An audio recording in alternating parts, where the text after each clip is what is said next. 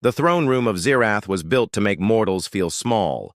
Pillars of obsidian twisted upward like blackened trees frozen mid-scream, their tips disappearing into the vaulted shadows. Torchlight didn't flicker here. It bled, slow crimson flames burning in bowls of molten stone. At the far end of the hall, upon a dais carved from the bones of a leviathan, sat the alien king. His crown was not metal, but a living coil of serpents, their scaled heads hissing silently in unison. I stood in the center of that floor, every set of alien eyes on me. Some glimmered with curiosity, most with hunger. The guards, 8 feet tall insectoid warriors plated in chitin, had marched me through the capital as though I were some prize caught in the deep wilderness. The king leaned forward, talons scraping along the arm of his throne. His voice was deep enough to make the floor vibrate. "You have done the impossible, human." He wasn't wrong. The assassination of the Black Maw pirate lord was not as something the Empire's finest hunters had managed in decades. I had done it in one night, and I hadn't done it for glory or for them. I'd done it because the pirate lord had taken something from me, a crewman, a brother. The king's talons drummed once against the throne's arm. Behind him, attendants wheeled forward a cart laden with gold, not currency, literal gold ingots, stacked like bricks, each one the size of my forearm. Enough wealth to buy a starship fleet, enough to vanish from the galaxy forever. "Gold," the king rumbled, "beyond what any human has ever touched. Yours, for your service." I didn't move toward it. My eyes were fixed not on the gold, not on the king, but on the far side of the throne room. There, half hidden in the shadows behind 2 guards, was a shape I hadn't expected to see. A girl. Her hair hung in tangled waves, matted and dull, but it was the color of sunlight on snow. Her skin, though pale, had a faint glimmer, as if the air around her bent toward her presence. She was shackled at the wrists and ankles, chains bolted directly into the stone floor. The most striking thing wasn't her beauty, though it was there beneath the years of neglect. It was her eyes, silver gray but dim, like a candle guttering in its final hours. And behind that dimness, a weight, a sorrow older than any human lifetime. I'd heard rumors, stories told in taverns about the prisoner of Zirath. They said she'd been chained there for 2 centuries. Some claimed she was a witch, others a war criminal. Others still swore she wasn't real. But she was real, and she was watching me with the hollow patience of someone who long stopped believing in rescue. I took 1 step toward the gold and then pointed past it. Past the dais. Past the king. "Her," I said. The hall went silent. Even the serpents in the king's crown froze. He leaned back slowly, tilting his head as if I were an insect trying to speak. "You reject the wealth of a kingdom," he said, "for her?" I didn't answer. The king's eyes narrowed, and the temperature in the room seemed to drop 10 degrees. Somewhere behind me, one of the guards hissed in disbelief. "Do you have the faintest idea," the king growled, "what she is?" "Yes," I lied. The truth was, I didn't know exactly what she was, but I knew she was alive and chained, and had been for longer than my species had been part of this galaxy. That was enough. The king studied me for a long moment. His voice dropped to something quieter, more dangerous. "Do you know why she has been here for 200 years? "No," I said. "But I know no one deserves it." A strange smile touched the corner of his mouth. "Very well, human. You may have her, if you can take her." And with that, the floor beneath me shifted, stone slabs sliding apart, revealing a dark spiral descent into the bowels of the palace. The girl's eyes flickered, just barely, with something like shock. The king's voice followed me down into the shadows. "But understand this, once unchained, she will be your problem. The first thing I learned about the world was that no one ever comes to save you. It's why I don't trust people anymore. My name is Cyrus. This is my story. I was born on a generation ship, one of many hurtling away from a dying galaxy. Our sun grew old and cold. Our resources dwindled, and so some of us volunteered to fly away, seeding our lives to become the seeds of a new beginning. For 120 years, I served on the bridge of the ship Pilgrim, watching over those who slept while the rest of the crew took their turn at the helm. One of those crew members was Zara. I didn't realize I loved her until the day she left for cryo, leaving me behind with nothing but memories and a hole in my chest. When I heard there was a chance I might be able to see her again, I didn't hesitate. I went to the ruins of Jericho, the last human city on Earth, where a team of explorers had found her. Maybe this whole time I'd been in love with a ghost, but I had to find out. When I finally got to her, she was chained to a pedestal in the middle of a vast underground chamber. Cryogenic fluid dripped from the chains binding her to the machine, which hummed with an energy that made my skin crawl. A team of soldiers guarded her, but when they saw me, they stepped aside, letting me approach her alone. "Zara," I whispered. She opened her eyes. They were the color of storm clouds and full of endless sorrow. "Who are you?" "It doesn't matter. What matters is that you're alive." She tried to speak, but all that came out was a rattling cough. "There's something you need to know. Something you must understand. Tell me." She struggled against her bonds, her eyes wide with pain. "They brought me here to atone for my sins. I was part of the council when we decided to abandon Earth, to leave the dying to their fate and claim the legacy for ourselves.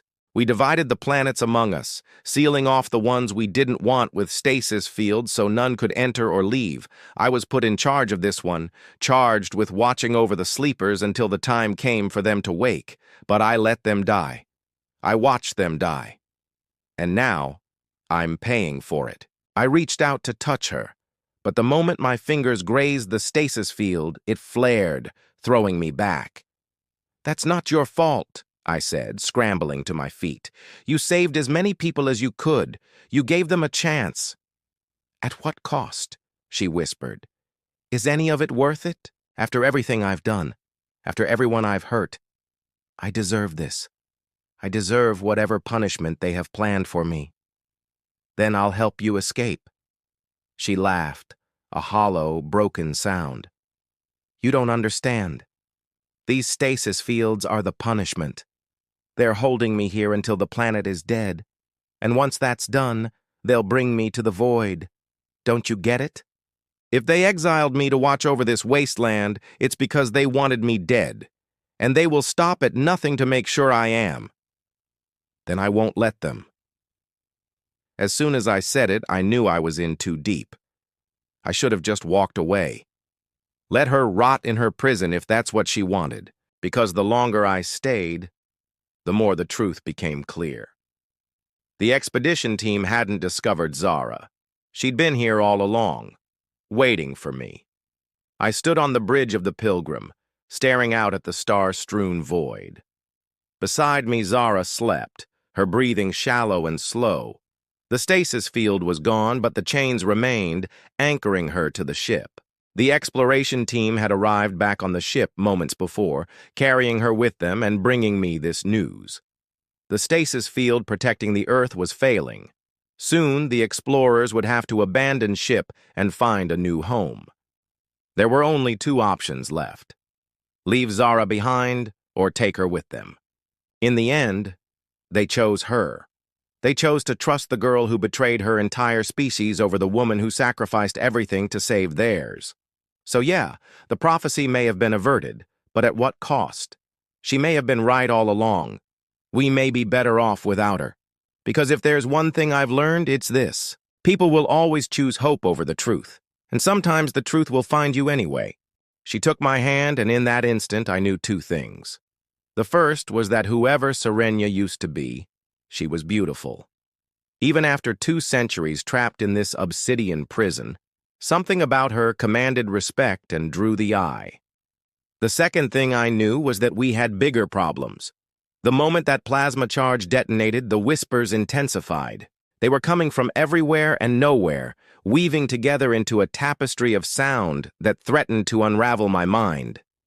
I clamped my hands over my ears, squeezing my eyes shut. When I opened them again, the cavern had changed. Gone was the smooth obsidian floor and the towering pillars. Now jagged shards of rock jutted out of the ground like broken teeth, and twisted stalagmites reached toward the ceiling, some capped by pools of shimmering liquid. I stumbled back, nearly tripping over the roots of a strange, otherworldly tree that now sprouted in the middle of what had once been a featureless chamber. Then I heard it. A low, guttural growl that rumbled through the very foundations of the mountain. Something big, something angry was stirring. Through the trees I saw it. Or rather, I felt it. A presence so immense and terrible that it blotted out the whispers and brought the growling to a sudden halt. Fear. Absolute, primal fear. And then it was gone. I whirled around, half expecting to see some monstrous creature slinking away, but there was nothing there. Nothing but the ruined pillars and the unsettling pools of liquid that glittered like 1,000 watchful eyes. Turning back to Serenia, I found her gazing at the spot where the tree had sprouted. "What was that?" I asked. "That," she said, her voice barely a whisper, "is the heart of the mountain, and whatever just stirred there does not want to be disturbed." Before I could respond, the ground rumbled again, but this time it was different. Not angry, just curious. Cautiously, we made our way to the edge of the grove, peering between the gnarled branches. In the distance, a shape began to emerge from the mountainside. It wasn't a creature, but something far more unsettling. A pair of eyes.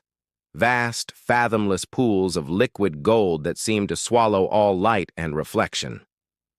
I swallowed, my throat suddenly dry. "Who or what are you?" I called out, my voice echoing strangely. But the eyes didn't come closer. They just kept watching us. Taking a deep breath, I stepped out of the grove, ignoring the prickling sensation at the back of my neck. As I emerged into the open, the presence washed over me like a physical blow. I staggered, gasping for breath. Whatever this thing was, it was radiating power. Power unlike anything I'd ever sensed from a living being. It was ancient, yes, but that wasn't the source of its strength. This thing had power over the very fabric of reality. It was like standing before a god, except this god wasn't benevolent or just. There was nothing but a cold, uncaring vastness to it, a vastness that made me feel like an insect. "It is the oracle," Serenia said, her voice tight. "It knows all things, past, present, and future. It sees the threads of fate and the patterns of destiny. Mortals seek it out, but few are granted an audience." The oracle regarded us for a long moment, and I braced myself for whatever fate it had in store. Finally, it spoke, its voice like the grinding of tectonic plates. "Why have you come here, little mortal?" Its gaze was boring into me, stripping away all pretense, all hope. I met its stare without flinching. "To take her with me," I said, nodding toward Serena. The oracle turned its baleful gaze to her. "She belongs here," it said, its voice echoing through my bones. "This is her prison and her duty. To remain here, to guard the balance." As I watched, Serenia flinched, her eyes clouding with pain. But it wasn't fear or sadness I saw there. It was resolve. Whatever duty she was bound to, she would fulfill it. But that wasn't an option. I couldn't leave her here. Not after what I had seen, not after what I had promised. "Then I will stay with her," I said, meeting the oracle's gaze without flinching. We came together. So we go together. For a moment, it seemed as if the oracle would grant my wish, but then it shook its head, and I knew we weren't alone. From the shadows behind us, I felt another presence stir, a presence every bit as powerful as the oracle, but with an energy all its own, cold, hard, and merciless. The presence slithered forward, coiling around us like a shroud. I felt the heat drain out of my blood, replaced by a numbing cold that sank into my bones. It wrapped me in a grip of pure willpower, forcing me to my knees. "No!" I gasped, struggling against the icy fingers that dug into my shoulders. "Let me go!" But it only tightened its grip, squeezing the breath out of me, and I knew with a dawning horror that I wasn't facing just one god, but two. The moment Serenya's fingers closed around mine, the air shifted again. Only this time it wasn't the oppressive weight of chains and keepers. It was lighter, sharper.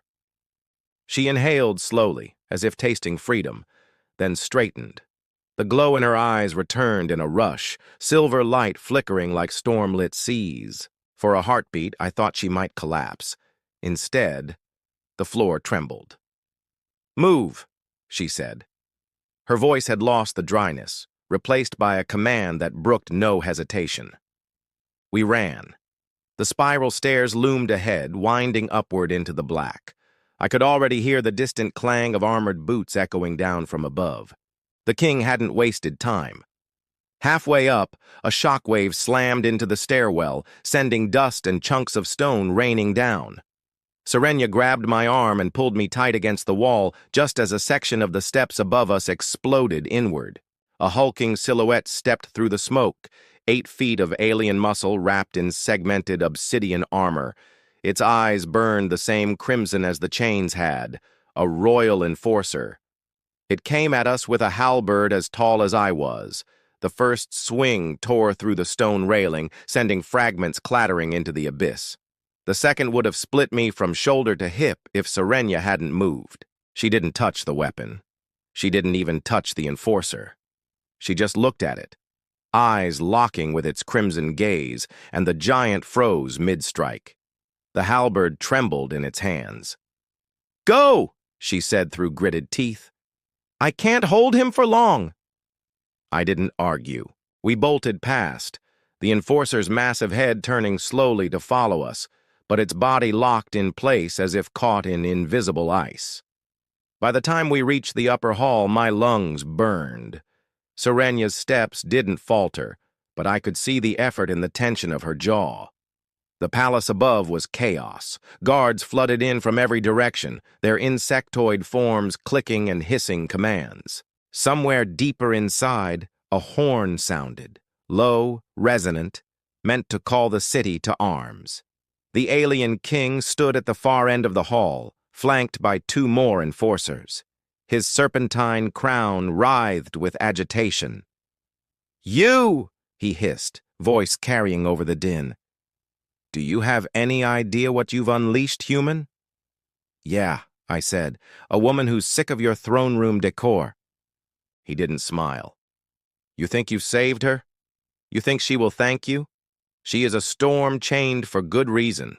She will tear your worlds apart." Serenya's voice cut through, cold as the starbone had been. "You burned my people, Zirath. You broke the oath you swore on your own blood. If a storm is coming, it's because you seeded the clouds." The king's talons clenched. "Take them!" The enforcers advanced. I reached for my sidearm, but Serenya raised a hand. The temperature in the hall plummeted. Frost spread in spiderweb patterns across the obsidian pillars. The torches guttered, their crimson flames shrinking to embers. And then, silence. Every guard froze mid-step, their eyes dulling as if someone had blown out the candle of their will. Serenya staggered. I caught her before she fell. "That will not hold him long," she whispered. "He is anchored to this place. We need to be gone before I—" She broke off, clutching her temples as if in sudden pain. The king stepped forward, his voice low and dangerous now. "Feel that, human?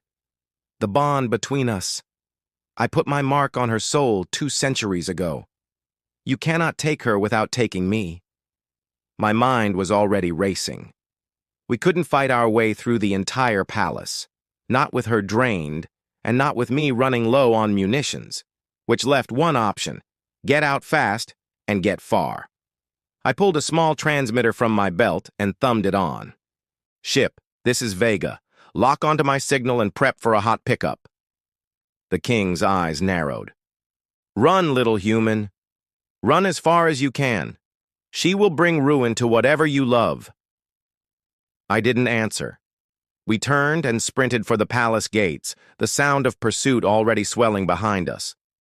And as we burst into the cold night air of Zereth's capital, the city itself seemed to lean in to watch us flee. And here's another excerpt from a new story I'm writing. Let me know what you think in the comments. Zereth's capital at night was a labyrinth of shadow and firelight. Towering spires of black glass caught the moonlight like knives, their edges reflecting the crimson glow of the street lamps.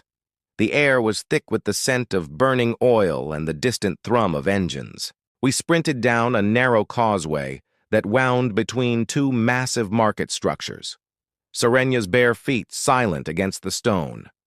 Behind us, the palace gates slammed open and the city erupted with the clatter of pursuit. I could already see spotlights sweeping across the rooftops. The king's voice wasn't just in the streets, it was in the air itself, booming from unseen loudspeakers. Citizens of Zereth, the Stormbreaker has been freed. Stop them at all costs, dead or alive. A pair of insectoid guards dropped from a balcony above, their segmented limbs moving with unnerving precision. One lunged at me. I rolled beneath its claws and came up with my sidearm, putting 3 rounds into the joint between its chest plate and shoulder. It shrieked, its body convulsing before collapsing into a heap of twitching limbs. The second one went for Serenya. I spun to cover her, but she didn't need it. Her eyes flashed silver, and the guard froze mid-strike, its mandibles clacking in confusion before it staggered back into a wall, clutching its head. "That trick of yours," I panted as we ran. "Does it work on everyone?" "Only those whose minds are weaker than their armor," she said without looking at me. "Which is most." We hit a wider avenue and my transmitter crackled in my hand. "Vega, this is Kestrel. We're inbound on your signal, but you've got a net coming down over the city. You've got 4 minutes tops." 4 minutes. In Zereth's capital, with every armed thing that could walk or fly between us and open sky. "Copy," I said. "We'll meet you in the south quadrant, roof level." We cut through a crowded bazaar where alien merchants froze mid-transaction to watch us pass. Some hissed, some backed away, but a few, just a few, glanced at Serenya with something like recognition. One old vendor, his face lined and eyes pale, murmured something in a language I didn't know, then slipped a blade into my palm as we passed. I didn't have time to thank him. A shadow fell over the street. I looked up to see one of the Palace-S aerial hunters, a skimmer with a belly gun the size of a small car, swooping low. The gun spun up with a whirring sound that promised nothing good. "Move!" I shouted. We ducked into a side alley just as the gun opened up, the walls exploding into shards of black stone. The noise was deafening, the air thick with dust.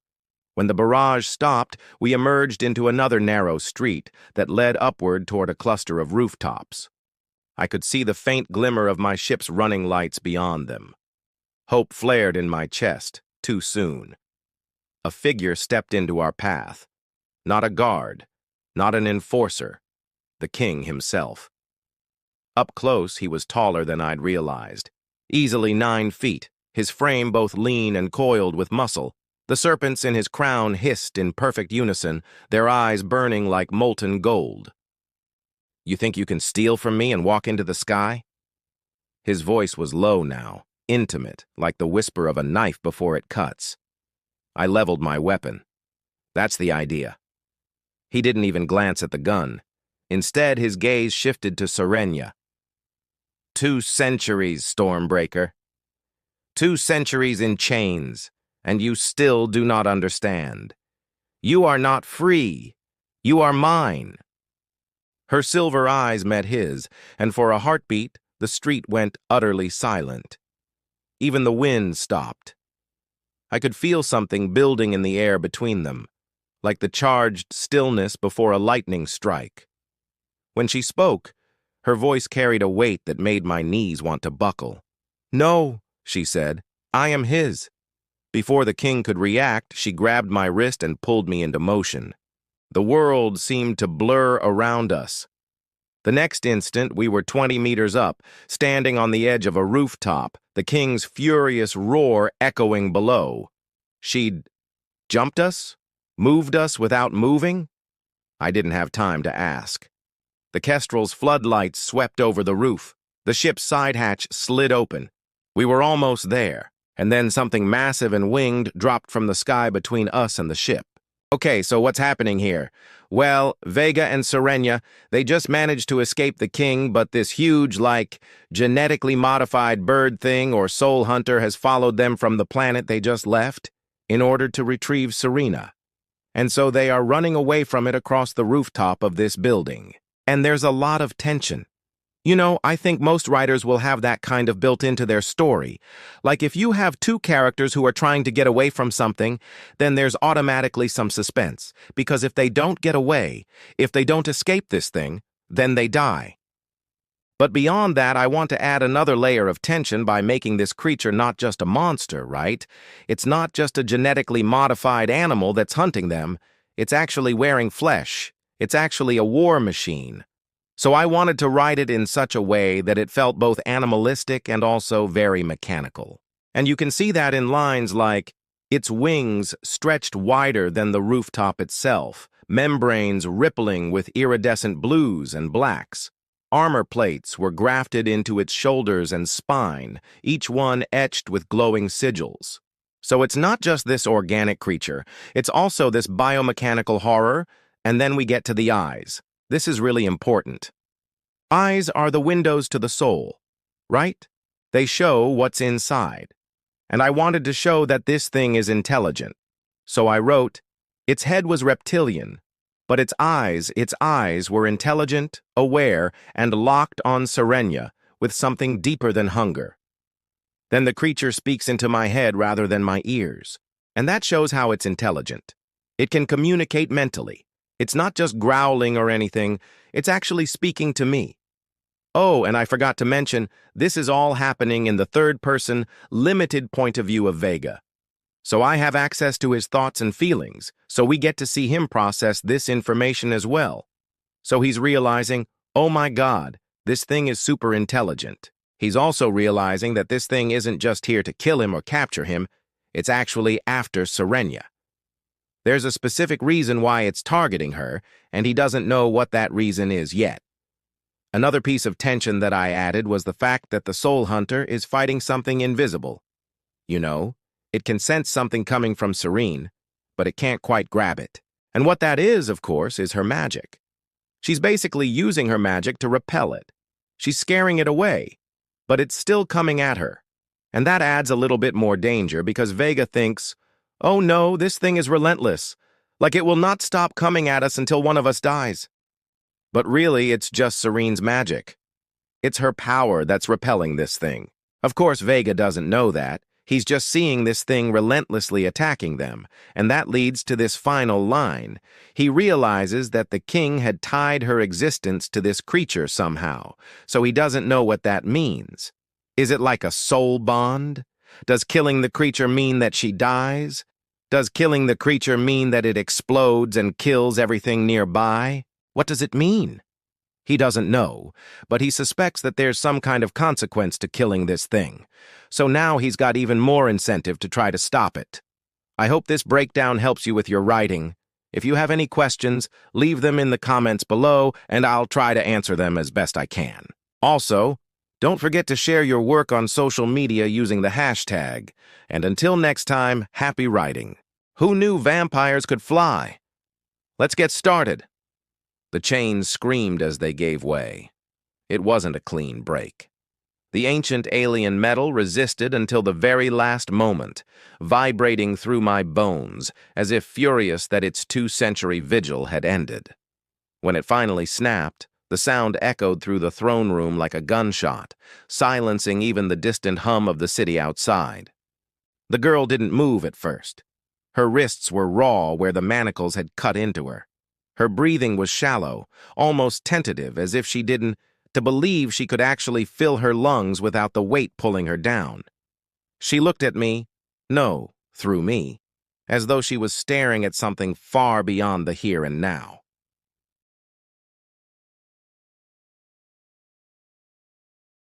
The alien king shifted on his throne, his massive claws curling over the armrests.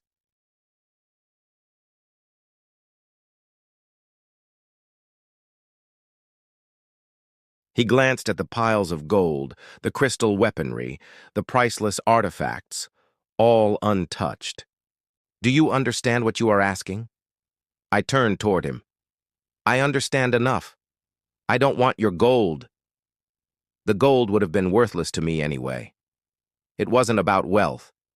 It was about that look in her eyes, the kind of look you only see in someone who has been left to the dark for far too long.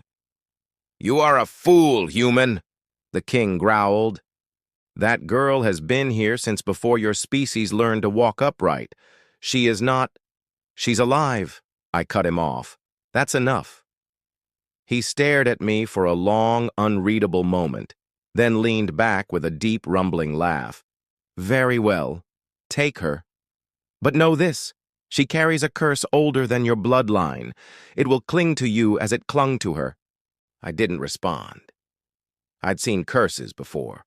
Most of them turned out to be nothing more than someone's fear given a name. Still, something about the way he said it made the air feel heavier. I stepped closer to her, slow, careful. "Can you stand?" Her lips parted, but no sound came out. She nodded once, small, hesitant, and I slid my arm under hers, helping her up. She was light, far too light for someone her height, and I could feel the tremor in her body. The court watched in silence as I guided her out, every step echoing on the polished stone. No one stopped us. The king didn't move. Not until we reached the door did she finally speak, her voice hoarse, but steady enough to send a chill down my spine. "You shouldn't have done this," she whispered. "Why?" I asked, not slowing my pace. Her eyes locked on mine, and for the first time I saw the faint glimmer of something behind the exhaustion. "Because," she said, "they're going to come for us now." Now what? That was never part of the plan. Most people think curses are just stories we tell ourselves to keep the darkness at bay. But what if they're real? What if the things we fear most are born from something much older, something that's been watching us, waiting for its moment to strike? And how do you escape a curse when you don't even know its name? This is the author.